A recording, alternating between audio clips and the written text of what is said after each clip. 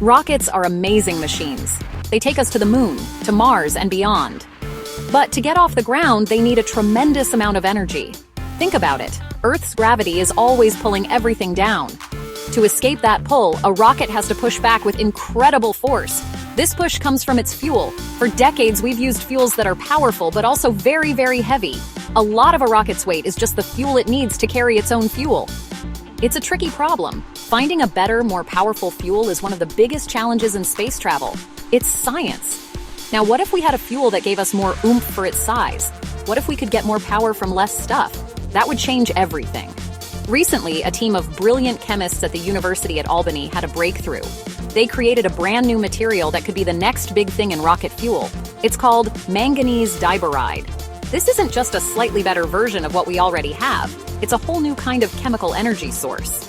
Discovering something like this is a huge deal for scientists and engineers who dream of exploring our solar system. So, how does this new fuel help? Imagine you are packing a car for a long road trip. If your fuel tank was smaller but could still take you just as far, you would have more room in the trunk for your luggage, your snacks, and your science gear. It's the exact same idea with rockets. The fuel that rockets use today takes up a lot of space and adds a lot of weight. If we can use a more efficient fuel like manganese diboride, the rocket doesn't have to be as big or carry as much weight just to get going. This is a game changer. This extra space is incredibly valuable. It means we can pack more scientific instruments on a mission to another planet. We could send a rover with more tools to dig into the Martian soil, or a probe going to Jupiter's moons could carry more sensors to search for signs of water. It could even mean we can bring back bigger samples from asteroids or other planets for scientists to study right here on Earth. Better fuel doesn't just mean going farther. It means doing more science when we get there. Consider this. Let's do a little thought experiment. Picture a big, heavy backpack. You have to carry it up a very tall mountain. Now, imagine half the weight in that backpack is just the water you need to drink to have the energy to carry the backpack. That's kind of what it's like for a rocket. A huge portion of a rocket's launch weight is just its propellant, the fuel and the oxidizer it needs to burn. This is a massive limitation.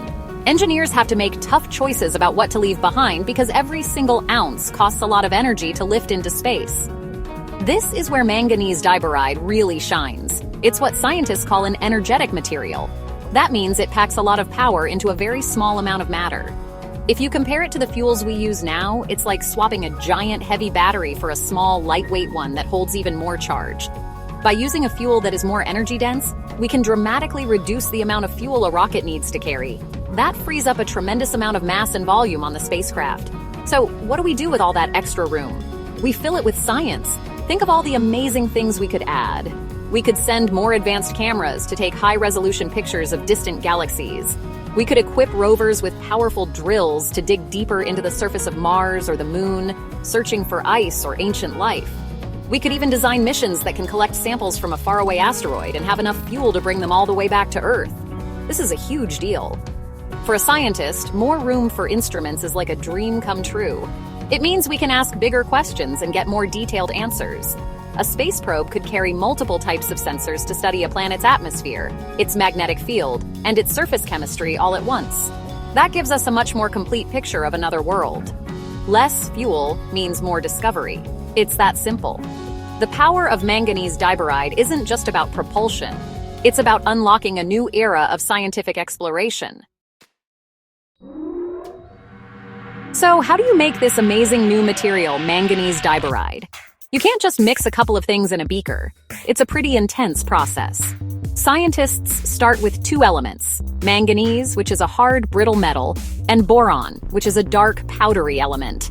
The trick is to get their atoms to join together in a very specific way. To do this, they use a special technique called ball milling. They put the manganese and boron powders into a strong container with small steel balls and shake it very, very hard.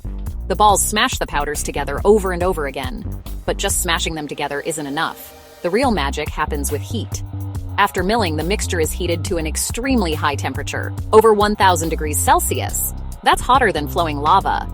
This intense heat gives the manganese and boron atoms the energy they need to break their old bonds and form new, powerful ones. For a long time, scientists struggled to make this compound because it was so unstable. It was hard to get the atoms to line up in just the right crystal structure, without the whole thing just falling apart. It took a lot of trial and error. Why is this new structure so powerful? You can think of it like a tiny chemical trampoline. The way the manganese and boron atoms are arranged creates a lot of tension, or strain, in the chemical bonds that hold them together. When the material reacts, like when it burns as a fuel, those strained bonds break apart, and the atoms rearrange themselves into a more stable, relaxed state. This releases a massive amount of energy all at once, just like a stretched trampoline launching you into the air. This stored energy is what gives manganese diboride its incredible power. Understanding this structure was a big challenge. It's too small to see, even with a regular microscope. So, scientists used powerful computer models to help them. They ran simulations to figure out how the atoms would behave under different conditions. These computer models predicted that a specific, layered arrangement of atoms would be both incredibly energetic and stable enough to exist. Armed with that knowledge, the chemists knew what to aim for in the lab. It's a fantastic example of how computers and hands-on experiments work together to make new discoveries. While launching rockets into space is incredibly cool, the potential for manganese diboride doesn't stop there. When you discover a new material with such unique properties, scientists everywhere start thinking of other ways to use it. Think about it. A substance that can store and release a lot of energy safely could be useful in many different fields. The same power that can lift a rocket could be harnessed for other important jobs right here on Earth. It's a reminder that a breakthrough in one area of science can have ripple effects everywhere. For example, this energetic material could one day play a role in advanced manufacturing or even in our cars. Any process that requires a quick, powerful burst of heat could potentially use something like manganese diboride. Scientists are also exploring if it could be used as a catalyst. A catalyst is a substance that speeds up a chemical reaction without getting used up itself. There's a possibility that this new compound could help us break down tough materials, like certain types of plastics, making recycling more efficient and helping us clean up our planet. The discovery also shows us something fundamental about chemistry. There are still so many new materials waiting to be created. Scientists estimate there are millions, maybe even billions of possible chemical compounds that have never been made before. Each one could have properties that we can't even imagine yet.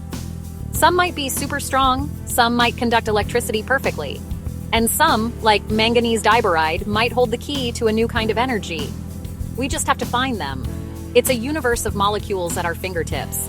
That's what makes science so exciting. Every new discovery opens a door to a room full of new questions and new possibilities. Creating manganese diboride wasn't just about making one new chemical. It was about proving that we can design and build materials at the atomic level to solve big problems. It pushes the boundary of what's possible. From launching bigger rockets to finding better ways to recycle, the journey of scientific discovery is all about building a better, smarter, and more exciting future for everyone. It's awesome.